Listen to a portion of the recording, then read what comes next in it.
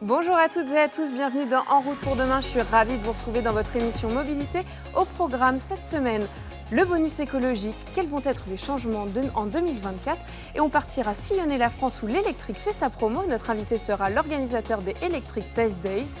Et on partira également sur la route tester une électrique qui va faire du bruit, c'est l'Abarth 500E et c'est l'essai de la semaine. Également un anniversaire, celui des 20 ans du radar automatique. On en parlera avec Essia Lacroix. Bienvenue dans En route pour demain. En route pour demain, avec Laure Foulquier sur BFM Business et Tech Co.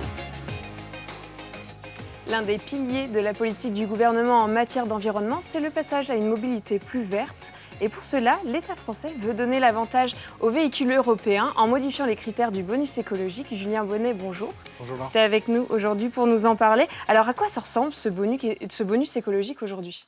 Oui, déjà petit rappel, ce bonus écologique il existe depuis un certain temps, en fait depuis 2008 exactement, à l'origine pour favoriser les ventes de voitures qui émettaient peu de CO2. Et donc à l'époque, l'ironie c'est que c'était souvent des modèles diesel, donc ça a un peu changé d'époque depuis notamment le Dieselgate, les scandales des moteurs truqués. Et donc face à son opposé à l'époque, donc le malus, qui lui appliquait une surtaxe aux modèles qui émettaient le plus de dioxyde de carbone. Et les deux systèmes étaient censés s'équilibrer, mais finalement ça fait quand même pas mal d'années qu'il est en déficit au bénéfice du bonus, avec finalement la volonté affichée d'encourager plutôt les ventes de mobilité verte et de ne pas non plus trop pénaliser les ventes de modèles les plus polluants qui de toute façon se vendent plus trop parce qu'ils sont très chers de base. Donc depuis quelques années maintenant, ce bonus il avait déjà évolué, il était plutôt réservé aux véhicules qui n'émettaient pas du tout de CO2, donc les hybrides rechargeables quand ils ont un mode 100% électrique sur 50 km par exemple, ça pouvait se défendre de les aider aussi un petit peu, et bien sûr les voitures 100% électriques. Et depuis cette année, le principal changement, c'est que ce ne sont plus que les voitures 100% électriques principalement qui sont financées par cette aide d'État. Et donc on le rappelle, en 2023, une aide de 5 000 euros pour tous les véhicules à moins de 47 000 euros. C'est assez simple.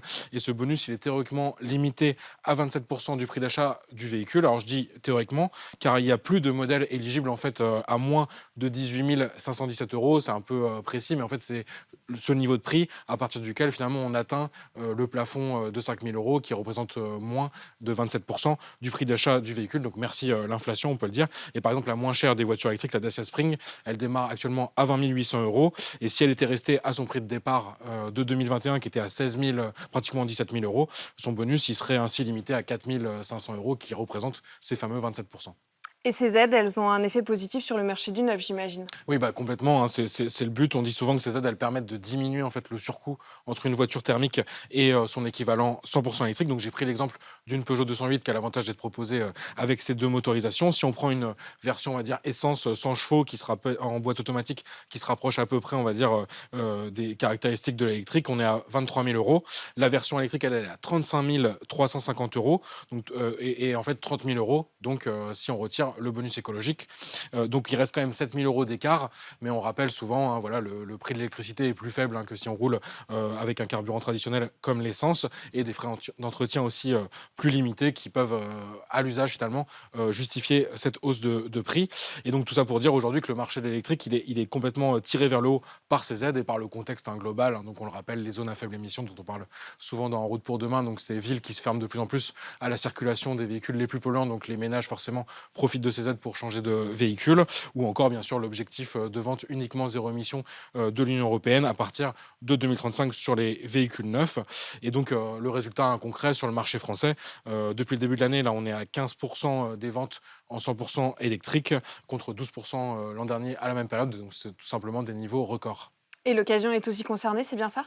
Oui, en fait, ce bonus, il est quand même beaucoup moins connu, mais les particuliers, ils peuvent bénéficier de 1 000 euros d'aide à l'achat pour une électrique d'occasion.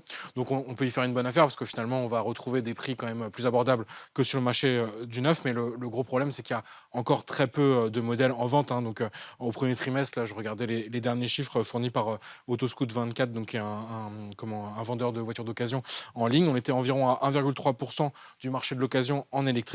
Et c'est sensiblement les mêmes proportions qu'en 2022 sur l'ensemble de l'année. Donc c'est très peu. Donc finalement, sur l'ensemble de 2022, on était à 71 000 ventes, un peu plus de 71 000 ventes d'électriques sur un marché qui représente 5 millions de ventes. Le marché de l'occasion est juste énorme en France. On dit, enfin, le chiffre, le ratio à avoir en tête, c'est que l'an dernier, pour une voiture neuve vendue, il s'en vendait 3,4 d'occasion. Et donc ce vrai problème, c'est le manque de véhicules disponibles et c'est justement le sens un peu du bonus écologique neuf, hein, c'est de nourrir finalement le futur marché de l'occasion. En général, on constate pardon, un écart de 10 ans finalement entre ce qui se passe sur le marché du neuf, donc aujourd'hui 15% de ventes en électrique, et ce qui se passe sur le marché de l'occasion. Ok, donc un bonus qui se concentre surtout pour le moment sur le neuf. Et donc ce bonus, nouvelle version annoncée par le gouvernement, il changerait quoi? Oui, bah alors l'ambition en fait, c'est de proposer un bonus vraiment plus écologique, hein, sous-entendu ne plus aider toutes les voitures électriques en partant du principe qu'elles sont écologiques car elles n'émettent pas de gaz d'échappement, donc zéro émission à l'échappement, mais de prendre vraiment en compte la production du véhicule. C'est pour ça que le gouvernement a insisté sur le mot d'empreinte carbone, c'est-à-dire de vraiment prendre l'ensemble des émissions de CO2 sur la fabrication du véhicule, donc en clair les composants utilisés pendant le processus de production, bien sûr l'origine de la batterie et l'électricité utilisée pour la production. Donc on a encore très peu de détails, même si l'ambition du gouvernement, c'est de proposer ce bonus donc pour 2024. Donc le bonus, il est toujours négocié dans le projet de loi de finances, négocié en fin d'année, discuté plutôt en fin d'année à l'Assemblée. Et donc on aura sûrement plus de détails dans la deuxième moitié de l'année. Donc l'idée, c'est vraiment de comprendre que l'objectif numéro un, c'est d'avoir un financement de voitures électriques réellement propre. Or, le problème qui se pose, c'est que les best-sellers actuels, si on regarde, c'est par exemple la Dacia Spring. La Dacia Spring, c'est la voiture la plus achetée par les particuliers en France, et pour cause, on l'a déjà dit en début d'émission, c'est la voiture électrique la moins chère pour les particuliers, mais elle est produite en Chine. Donc, quid d'une Dacia Spring? Est-ce qu'elle perdrait son bonus, qui la rend quand même aujourd'hui aussi compétitive? On peut citer aussi Tesla, hein, le modèle Y, c'est le véhicule le plus vendu dans le monde au premier trimestre, toute motorisation confondue. Donc, c'est vrai que c'est assez marquant. C'est la première fois qu'une voiture électrique atteint de tels volumes de vente. L'an dernier, elle a été produite principalement à l'usine de Shanghai. Cette année, ça se rééquilibre un petit peu avec l'usine de Berlin qui en produit aussi dans toutes les versions, alors que l'an dernier, c'était plutôt cantonné aux versions les plus haut de gamme. Donc c'est vrai que c'est quand même l'espoir pour Tesla de continuer à toucher ce bonus.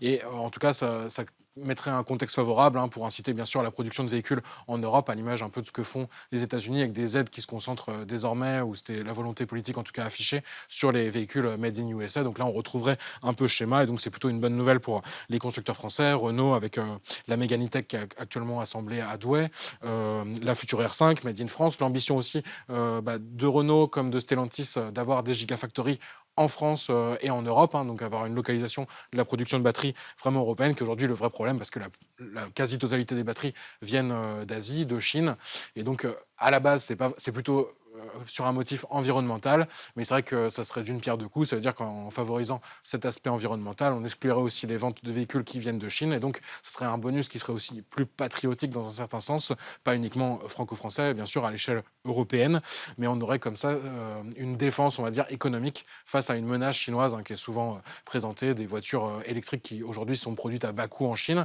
qui se concentraient jusqu'ici sur leur marché domestique, parce qu'ils ont énormément de voitures à vendre sur leur propre marché, mais forcément, il y a une menace qui pointe sur l'Europe. On voit que des marques comme MG aujourd'hui proposent des voitures électriques à des prix très compétitifs. Donc l'idée, c'est vraiment de créer une sorte de barrière qui protège un peu les modèles européens et les favorise avec le bonus centré sur une production locale.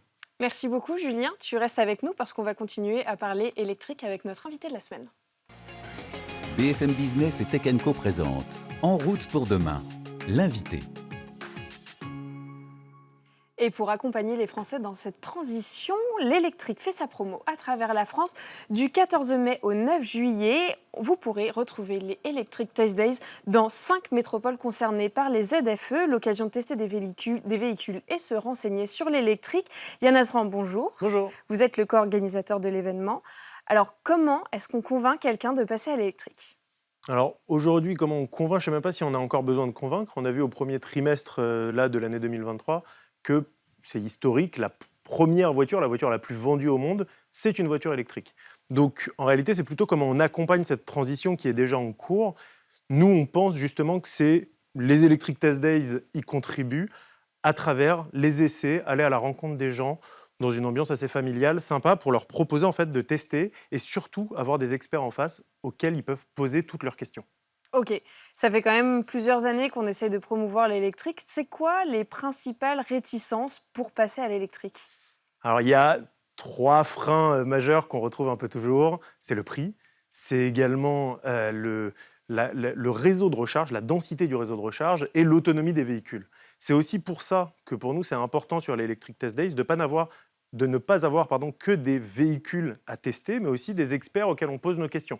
Donc on a par exemple, on s'appuie sur Roule, qui est le premier club automobile de France, ils ont plus d'1 million d'adhérents, et ils ont un observatoire du véhicule électrique. Eux, ils nous disent un petit peu justement les tendances, les recherches réelles des gens sur le véhicule électrique. Et de l'autre côté, on a Charge Guru, qui lui va pouvoir répondre aux visiteurs des Electric Test Days sur le sujet borne de recharge, quand j'installe ma borne en copropriété, en maison individuelle, le coût de la recharge, quand est-ce qu'il est bon de charger, puisqu'on sait que le prix de l'électricité n'est pas le même à tous les moments de la journée, etc. Donc on a des dizaines de voitures à tester, mais aussi des gens pour répondre aux questions et essayer de lever tous ces freins. Et concrètement, on retrouve quoi comme marque? Ça dépend un peu des étapes et des liens que vous avez tissés avec les concessionnaires, ou il y a un catalogue quand même, on va dire, commun à chacune des étapes? Alors, effectivement, c'est une bonne question. Au début, on avait plutôt les constructeurs, donc ça aurait pu être commun à toutes les étapes. Maintenant, on travaille beaucoup plus avec les concessionnaires, les distributeurs, ce qui est un très bon signal pour l'électrique, puisque ça veut dire que maintenant, le véhicule électrique signifie du business pour les concessionnaires, alors qu'avant, c'était un peu du marketing pour les constructeurs. On a vraiment de toutes les marques. L'idée, c'est vraiment d'avoir une palette la plus représentative. Je ne peux pas tous vous les citer, mais il y a aussi bien du Renault, Opel, Kia, Mazda, Hyundai, etc., que du Mercedes, BMW, Volvo. Et il y a aussi les marques chinoises. Il y a la petite nouvelle Leapmotor, il y a Airways, MG qu'on connaît un petit peu plus. Il y a également le nouvel arrivant VinFast qui va présenter un modèle sur une de nos dates. Donc c'est vraiment une palette très large, tout type de véhicule, de taille et de budget aussi. Et c'est important ça parce que ça concerne tout le monde en fait. Ça concerne les déplacements du quotidien, le passage à l'électrique quand on va au boulot. Et c'est important de pouvoir proposer une palette représentative de ce qui existe aujourd'hui sur le véhicule électrique. Ouais. Comment est-ce que l'idée de la création de ce rassemblement a germé? Qu'est-ce que vous y gagnez, vous, à convaincre les gens de passer à l'électrique? Qu'est-ce qu'on y gagne? C'est une bonne question. En tout cas, on y laisse beaucoup d'énergie. J'imagine. Honnêtement, c'est assez passionnant de pouvoir organiser un événement comme ça. Ce qui a germé, enfin ce qui a fait germer cette idée, c'est qu'on se rend bien compte que les gens aujourd'hui vont plus forcément à Paris pour suivre les grandes tendances, que ce soit dans l'automobile ou dans le reste d'ailleurs, mais également, ils se sentent tous concernés par la problématique du passage à l'électrique. Et donc, on s'est juste dit, on voit bien que sur les salons classiques, le grand public, et j'insiste bien sur le grand public, pas forcément pour les pros, mais pour le grand public, c'est plus compliqué. Ils ont moins envie de venir déambuler dans les allées et regarder de loin des véhicules, etc. Ils ont envie en fait d'une expérience, ils ont envie de tester. Et comme je vous le disais, ils viennent de moins en moins à Paris pour le faire. Donc on s'est dit, on va compiler tout ça. On a aujourd'hui une nouvelle motorisation qui est l'électrique, donc on est quasiment tous obligés de tester plusieurs fois même avant d'acheter son véhicule électrique. Et donc, on s'est dit, on va compiler ça, on va faire des tests de véhicules électriques, on va aller à la rencontre des gens. Et dans des lieux assez emblématiques en plus, puisqu'on se met aux abords de stades. Par exemple, à Lille, on était devant le grand stade Pierre-Mauroy. On va aussi, on a un château à Rouen. On est sur le parvis devant le château. On a des hippodromes. À Paris, ça va être l'hippodrome de Vincennes. Donc, c'est à chaque fois des lieux assez originaux, assez sympas. Et on s'est dit, c'est peut-être ça la nouvelle génération de salons automobiles où on va pouvoir en fait le décupler et aller nous-mêmes à la rencontre des gens et pas s'attendre à ce qu'ils viennent tous à nous. Et on voit que les ventes en ligne de véhicules se développent de plus en plus. Donc, est-ce que vous, quand même, vous sentez que chez le public, il y a quand même cette volonté de tester le véhicule? Parce qu'aujourd'hui, on a l'impression que le nouveau schéma, c'est d'aller plutôt se renseigner, lire des essais, par exemple, et une fois qu'on a choisi son véhicule, aller le choisir en ligne sans vraiment le tester. Mais pour vous, l'électrique peut-être justifie ce fait de devoir tester le véhicule? Tout à fait. En fait, là où avant, on allait plutôt essayer on allait changer en fait des options dans un véhicule. Je vais changer la couleur, je vais changer le cuir, le tissu, etc. Les différentes options, même technologiques. Aujourd'hui, quand on change pour passer à un véhicule électrique, c'est tout un écosystème de transport, c'est la recharge, c'est aussi une sensation qui est différente. Pour certains, c'est un mode de conduite, puisqu'on passe, pour certains, d'une voiture avec un boîtier manuel à, pour l'électrique, un boîtier automatique. Donc on est obligé de changer. Et même si on n'est pas un primo-acheteur et qu'on en est à sa deuxième ou troisième voiture électrique, la technologie avance tellement vite. Dans les 5 dernières années, les modèles ont tellement changé et évolué. Et les questions dont on parlait tout à l'heure sur l'autonomie du véhicule, on a tellement besoin d'avoir des réponses concrètes avec quelqu'un en face qui nous parle et pas juste un chiffre en WLTP qui est la norme du nombre de kilomètres d'autonomie des véhicules électriques. on se dit, OK, je vais tester. Et d'ailleurs, les plus grands vendeurs de voitures électriques aujourd'hui au monde, ce qu'ils font, c'est qu'ils ils montent tout plein de showrooms un peu partout dans le monde et un peu partout sur le territoire pour faire tester, même si derrière, l'achat se fait en ligne. Mais on a besoin de tester. Donc ça, pour moi, ça justifie absolument le fait de devoir organiser des tests. Et surtout, sur les Electric Test Days, c'est des tests en multimarques. Donc plutôt que de prendre une journée ou une demi-journée, quand on est en famille, d'aller une journée chez telle concession, puis ensuite telle autre concession, etc., c'est quand même très compliqué, puisque de semaine en semaine, en fait, on se fait sucrer nos week-ends. Là, en 2-3 heures maximum, les personnes viennent. Alors, il y a aussi cette expérience en ligne, puisqu'ils viennent sur le site, ils vont sur electrictestdays.com, et là, ils voient tous les modèles de véhicules dans leur ville qu'on leur propose de tester. Ils réservent des créneaux, et ensuite, ça se passe en effet en surplace. Donc, vous voyez, on n'est pas tellement loin des schémas de vente habituels, finalement. Yann Azran, merci beaucoup. Du coup, on retrouve les Electric Test Days alors, le 14 mai, ça a déjà eu lieu, mais jusqu'au 9 juillet, dans 5 métropoles françaises. Vous pouvez nous rappeler lesquelles ? Alors, on a fait Lille, on va faire Paris le 18 juin, le 25 juin à Rouen, le 2 juillet à Bordeaux et le 9 juillet à Nantes. Je ne me suis jamais senti aussi comédien ou homme du spectacle. J'ai l'impression de faire une tournée. C'est super, on a hâte de retrouver ça. Merci beaucoup d'être venu sur le plateau de En route pour demain. Merci beaucoup. On reste sur le sujet de la voiture électrique avec Abarth, la marque italienne au scorpion assez connue, pour préparer des versions sportives des petites Fiat.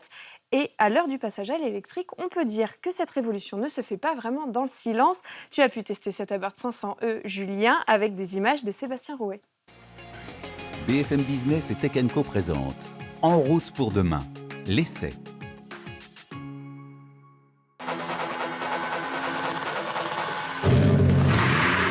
Scorpion passe à l'électrique. Abarth, donc spécialiste de la transformation des modèles de Fiat en version sportive, c'est aussi une marque du groupe Stellantis et donc engagée dans la transition vers le zéro émission. Sans surprise, son premier modèle 100% électrique, c'est donc une déclinaison de la Fiat 500e et on découvre donc aujourd'hui cette Abarth 500e. Donc il y a pas mal de petits détails qui la distinguent de sa cousine de chez Fiat, notamment la couleur. Aujourd'hui, on a ce modèle d'essai en vert acide qui vire pratiquement vers le jaune, donc une couleur très dynamique pour incarner cette sportivité. On notera aussi d'autres détails sympathiques, notamment le logo Abarth écrit en toutes lettres à l'avant. Ça, c'est une nouveauté sur la calandre fermée, donc pour améliorer l'aérodynamique. Et puis on a également un dessin de feu qui est complètement spécifique à cette version. Et enfin, le Scorpion barré d'un éclair pour signaler ce premier modèle 100% électrique. On va voir tout de suite si on retrouve ce côté sportif à l'intérieur. Nous voici à l'intérieur de cette nouvelle Abarth 500e et l'esprit sportif, il est bien au rendez-vous. On a d'abord ces sièges baquets très enveloppants pour incarner vraiment ce côté dynamique.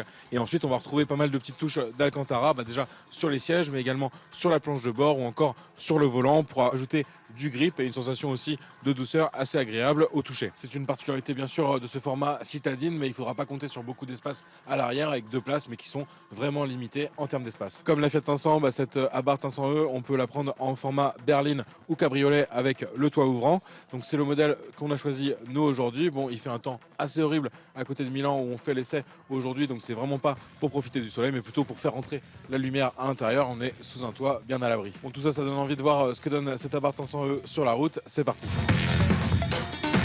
Au volant de cette Abarth 500e, on retrouve déjà au niveau bien sûr du point important de l'autonomie, une batterie de 42 kWh. C'est assez logique, c'est celle de la plus grande capacité proposée sur sa cousine, la Fiat 500 électrique. De quoi disposer selon les conditions bien sûr de circulation et la température extérieure d'une autonomie estimée à environ 250 km. Pour la partie dynamique, on dispose en revanche d'un moteur un petit peu plus puissant que sur la Fiat 500 électrique. Il fait 113 kW, donc environ 155 chevaux contre 87 kW sur la Fiat 500. Donc, côté performance, on va avoir un 0 à 100 effectué en 7 secondes, donc c'est bien plus performant que sur la 500 électrique, mais ça reste quand même relativement raisonnable si on compare à d'autres modèles très sportifs comme les Tesla par exemple. On a également différents modes de conduite qui vont varier le comportement du véhicule. Donc tout d'abord un mode Turismo qui va correspondre en gros à un mode confort avec des suspensions plus souples et des performances un peu en deçà des 2 autres modes de conduite. Et ensuite on va avoir un mode Scorpion Street qui va correspondre à un mode sport mais plutôt à utiliser dans la ville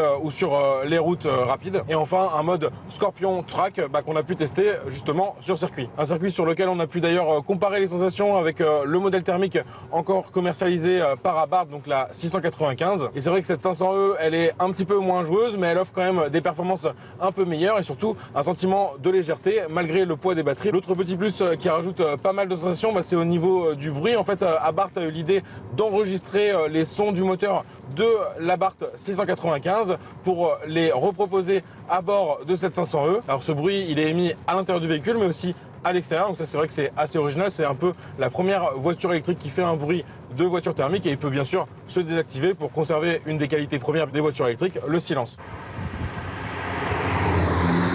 Côté recharge, cette Abarth 500E, elle peut encaisser jusqu'à 11 kW en courant alternatif et en courant direct sur une borne de recharge rapide sur autoroute par exemple, 85 kW. Donc ça va lui permettre de passer de 0 à 80% de batterie en environ 35 minutes. Côté prix, cette Abarth 500E, elle démarre à 36 990 €. Donc c'est 3 000 € de plus que la Fiat 500 équipée de la batterie 42 kWh. Pour avoir donc ce bruit moteur artificiel, ce que Abarth appelle l'échappement 2.0, il faut rajouter 1 500 €.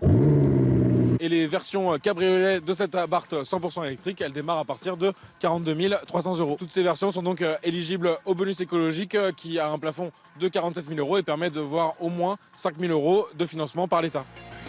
BFM Business et Tech Co présente En route pour demain, en région. Et cette année, un anniversaire, celui des radars automatiques. En France, ils fêtent leurs 20 ans. Et Ciel Aqua, bonjour. On va voir avec toi que ces machines ont bien évolué depuis 2 décennies. Oui, bonjour Laure. Oui, aujourd'hui en France, il existe près de 4400 radars et ce chiffre devrait augmenter vers la fin de l'année. Le premier radar de vitesse fixe, il a été installé il y a exactement 20 ans, donc le 27 octobre 2003. Il avait été inauguré sur la RN20 à la ville du Bois en Essonne par Nicolas Sarkozy, qui était à l'époque ministre de l'Intérieur. Donc ça faisait partie d'un programme global national d'installation des radars automatiques. L'objectif était bien sûr de lutter contre l'insécurité routière et de réduire le nombre d'accidents liés à la vitesse. Et résultat, entre 2002 et 2003, le nombre de morts sur les routes était passé de 7 242 à 5 731, soit une baisse de plus de 20% en un an. Et aujourd'hui, on utilise toujours le même type de radar ? Alors, ils sont bien sûr plus perfectionnés, mais surtout, aujourd'hui, il y a plusieurs types de radars pour contrôler, entre autres, la vitesse des véhicules. Donc, dans les radars fixes, on peut citer les classiques, les doubles sens, mais aussi la tourelle que vous avez dû voir passer sur nos routes. Alors, en fait, c'est un radar un peu atypique. Il est installé sur un mât de 4 mètres de haut et équipé d'un flash infrarouge invisible. Il permet de mesurer la vitesse dans les 2 sens de circulation et peut aussi contrôler le franchissement des feux rouges. Il y a aussi des radars mobiles, Laure, qui peuvent être embarqués dans des véhicules banalisés. Il y a des radars de feux rouges, il y a des radars de passage à niveau, des radars tronçons qui sont, eux, installés sur des portions de route. Ou encore, il y a des radars qu'on appelle autonomes ou de chantier. Donc, en fait, ils sont installés dans des remorques autonomes et sont déplacés sur les zones de chantier ou de danger temporaire. Bref, la liste est longue. Est-ce qu'il existe des sortes de super radars, des radars qui sont très sophistiqués ? Alors oui, Laure, il en existe et je t'ai sélectionné les plus originaux selon moi. Alors il y a par exemple un radar thermique qui est en train d'être testé en ce moment, enfin depuis quelques mois à Lyon. Son objectif, c'est de détecter le nombre de personnes présentes dans une voiture et de pouvoir mieux du coup surveiller les voies réservées au covoiturage en sanctionnant les conducteurs qui sont seuls sur ces voies, ce qui est interdit. En fait, la signature thermique des personnes, donc de leur chaleur, va dessiner une sorte de silhouette. Donc, vous allez les voir sur nos images, pour ceux qui nous regardent à la télévision. Donc, ce serait quand même précis à 96%. Le seul bémol, c'est que ce radar n'arrive pas encore à capter les bébés qui sont dans leur cosy, parce qu'en fait, comme ils sont à l'envers, ils ne les voient pas. Donc, il y a aussi le Parifex Nano. Donc, c'est un peu le dernier né des radars automatiques homologués en France. Il dispose d'un champ de vision de 360 degrés et peut modéliser les voitures en 3D grâce à une technologie qui s'appelle le LiDAR. En fait, c'est la même technologie qui existe sur les iPhones. Et donc, en plus des excès de vitesse, il peut en même temps verbaliser le non-respect des distances de sécurité des feux rouges, le franchissement des lignes blanches ou encore la circulation en contresens. En fait, Il faut comprendre que depuis plusieurs années, on parle de ces super radars. Donc, il y en a plusieurs capables de détecter de nombreuses infractions qui posent encore de vrais problèmes de sécurité routière, comme le non-port de la ceinture ou le téléphone au volant. Mais malheureusement, ces dispositifs spécifiques, ils ne sont pas encore homologués ici en France. Et donc, ces radars, en fait, on les utilise, mais ils se contentent pour le moment de mesurer la vitesse et le franchissement des feux rouges. Et enfin, Laure, pour finir un peu cette chronique, comme tu le sais, aujourd'hui, les forces de l'ordre peuvent utiliser dans certaines circonstances, donc je dis bien certaines circonstances, des drones. Et du coup, on peut aussi parler de drones radars. Donc, par exemple, ils sont là pour réguler le flux de transport quand il y a un vrai enjeu de sécurité. Merci beaucoup, et Ciel Aqua, pour ce point très clair sur les radars. Ce En route pour demain est maintenant terminé. Merci beaucoup d'avoir été avec nous ce week-end. On se retrouve la semaine prochaine sur BFM Business et sur Tech & Co. Je vous souhaite à tous un très bon week-end. En route pour demain, la mobilité sous toutes ses formes sur BFM Business et Tech & Co.